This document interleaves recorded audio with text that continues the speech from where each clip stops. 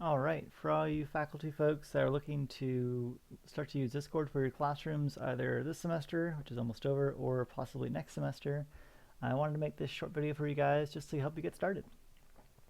So if you're not familiar with what Discord is, it's essentially a messaging platform, typically for gaming, but since COVID, it's been used for a lot more. It's actually gotten a lot of traction in classrooms just in the last few weeks.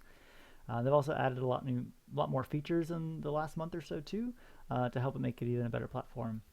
So you can not only message text, you can send photos, video, you can share your screen. You can also have something pretty similar to what like a Zoom chat is, where you can have simultaneous people showing video and screen, so you can have a pretty good conversation overall. But to get started, you're going to go to discordapp.com and click on the download link right here. And the great thing is it's available on pretty much all platforms. So it should give you whatever is most compatible with you whenever you log into this website. So I'm on Windows, so it asks you to download here. We can also get it for Mac, your Android phone, or your iPhone. And that's the great thing too, is you can get an app for this, so you can stay on top of your messages wherever you go. I mean, not everybody really wants to have that much contact with your students, and I do not blame you. But the option is there that if you're on the go and you're getting somewhere and you just want to check in some messages, it's really easy to just put in a quick response or see what everybody's up to. So once you hit download, you can install this on your desktop. You can also just have it in the web browser app too. So you can just go to Discord and use it right on the website itself. And that'll work perfectly fine. And that might actually be really good in the future too if you're on a computer that you can't always download it on. Let's say you have to work at the library for some reason, or on someone else's computer, or you don't have permission to download. You can certainly do it that way. So what I'm trying to say is it's really accessible. You can pretty much use it anywhere you want. But once you download it, the desktop app is far better and far more robust than the Windows or the browser app. So I highly recommend you download. And once you download, you should get something that looks kind of like this. It's really nice that it's pretty consistent regardless of the platform that you're on. So you shouldn't have any problem switching between Windows or Mac or your phone. And it's all pretty straightforward if you're used to using Messenger apps at all. So there's a home button where it shows kind of everybody that you've been talking to, or everybody that's online, pending invites or blocked people, etc. Now you don't have to add any friends. I do because I have people on here that I keep track of and like to talk to pretty frequently. But if it's just your students, you can simply just have them meet you on the server that you create, which I'll get to in just a moment. This is basically what the window is.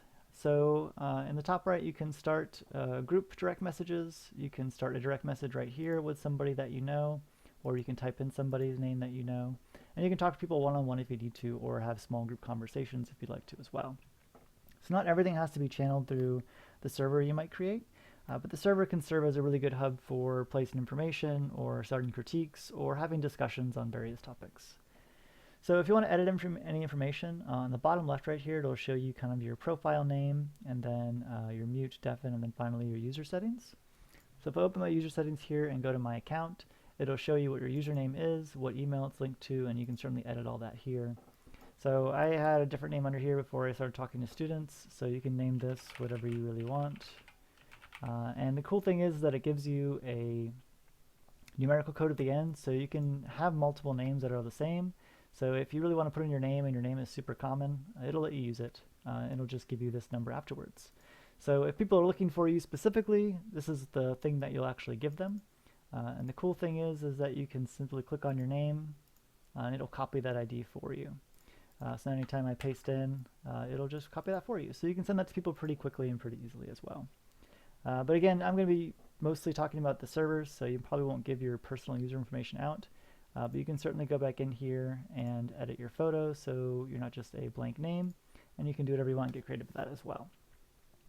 There are some other personal settings that you can play with, but they're really not necessary to start using. So that's just the really basic stuff to get you set up there. On the left-hand side here are the lists of servers that you can join. So I have a couple servers already, and here is the photo server that I started for my classroom. But to start a new one, you just click on the plus sign right here. So it asks you if you want to join a server, which your students can use once you hand them a code. The code that you hand them will also just give them a direct link, so as long as they put that into a web browser, they can just type that in. It'll link them saying to download or join the web browser version, and they can join right away. So it's also really, really straightforward for less tech-savvy students, but they can certainly use this if they're already using Discord. So they actually just upgraded the creating a server. It used to only be a 25 person maximum, which would still work for us, but they upgraded it to, I believe, 50 in the last few weeks or so due to the large amount of people that are starting to use it again. So that's been a really great boost if you wanted to kind of maybe connect a couple classrooms together and have larger critiques if you wanted to as well. But you can certainly just name your server whatever your classroom is. So I might go ahead and say Art 243, Introduction to Photography, Fall 2020.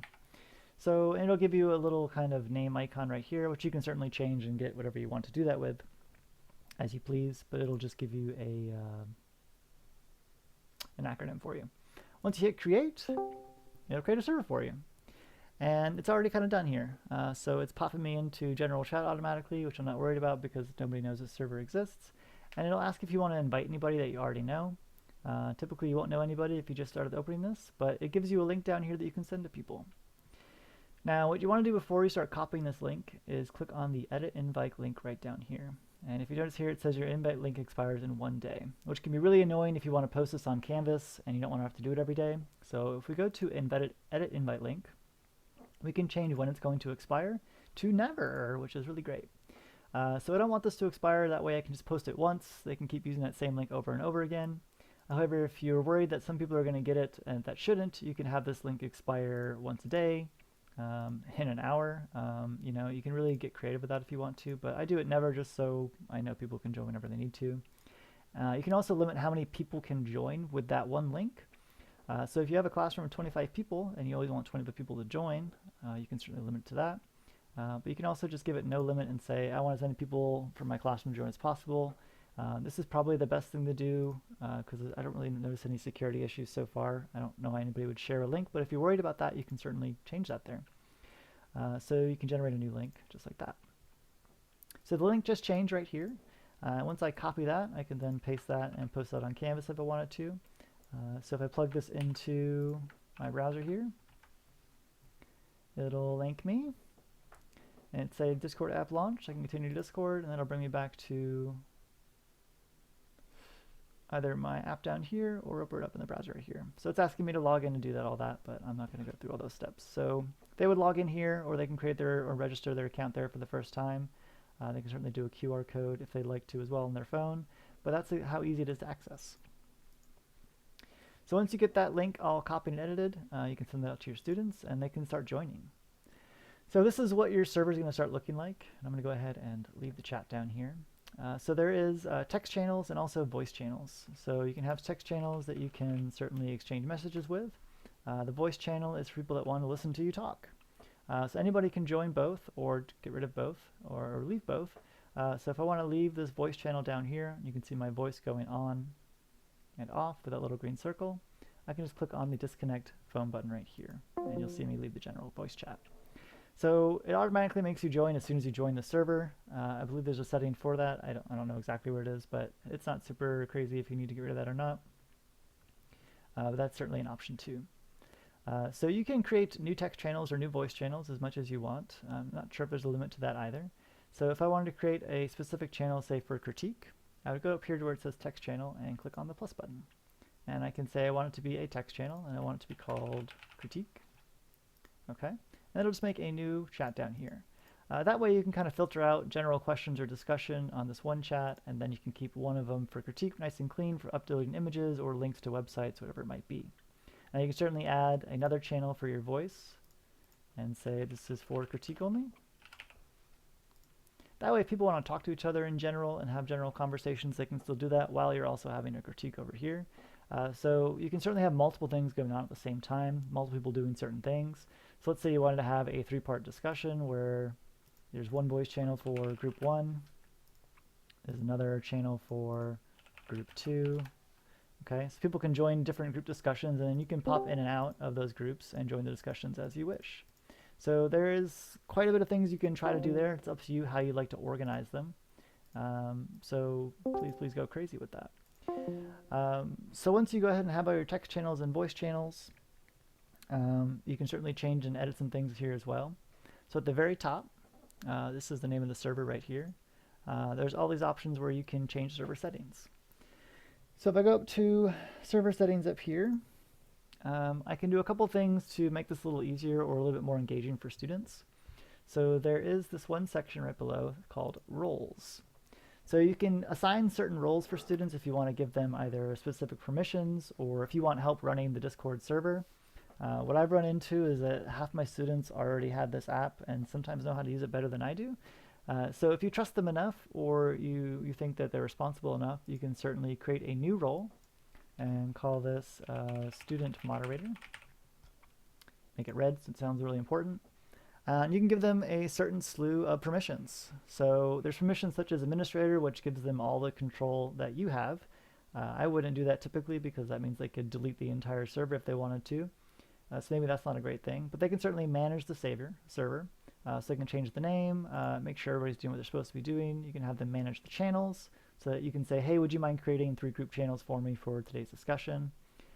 Probably not want to make them kick or ban members.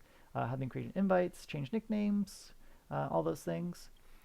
Something one of my students got really into was managing emojis. So if you really like having custom emojis for your class, which could even be a fun first day assignment, you can have them make emojis and that can be really cool responses during critiques as well or something like that. So you can have fun with this. You can certainly give people really specific functions or roles. So you can certainly save those changes. And those are all pretty fun to do. If you want to add your own emojis, it's as simple as adding a GIF or a JPEG or any image you want, and it'll kind of import itself as an emoji when you go back to chat. So you click on this little button right here, and you'll have all these typical emojis you can certainly use, and then custom ones for certain servers. Okay. So once you're ready to kind of share your own screen, what you can do is you can say, I want to jump into Critique channel, then jump into Critique voice chat. And then there's a little button down here next to your disconnect. It says go live. And once I click that button, it's going to ask me what screen I'd like to share. So you can certainly screen or show just specific windows if you want to keep that one thing open, and then you can kind of go back and forth between your notes. And it'll only always show that one screen. Or if you're switching windows a lot, you want to make sure students are following you everywhere, you can certainly say I want it to just show my whole screen all the time. And you can always go back and change it if you want to. But once you hit go live, you'll see your window pop up over here, and they're going to start seeing everything that you see. So as many people as you want can start doing this. So you can certainly have a robust kind of streaming view. So you can certainly see a whole slew of people's screens come up. People can join the stream as much as they want, and they can also join the voice chat. People can also join this voice chat and then mute themselves so that they don't have to be heard. So that's up to them as well as up to you. You can say, all right, I would like everybody to mute their voice and just have this one person talk, and that's certainly an option. You can also deafen people or mute them yourselves if say they have like a bunch of background noise going on, it's getting really distracting. You can certainly do that yourself as well. But if I go to this, right, you can see my screen here, and there's a really fun little digital infinity box for me. So they're seeing everything that you would see in this case too. So if I went to say, you know, I wanted to show them some things online, I could do that. I could certainly go back here. I could then open up Photoshop if I wanted to do a short tutorial with that. And they would see all these things as well. So there's really infinite amount of options on how you want to use it, but that is essentially how you would put together a server and start streaming your information to students. I hope this is really helpful, and if this is something you maybe want a little bit more of, I can certainly make something a little bit more in-depth. Anything I can do to help. So thanks a lot for watching, and appreciate it. Bye.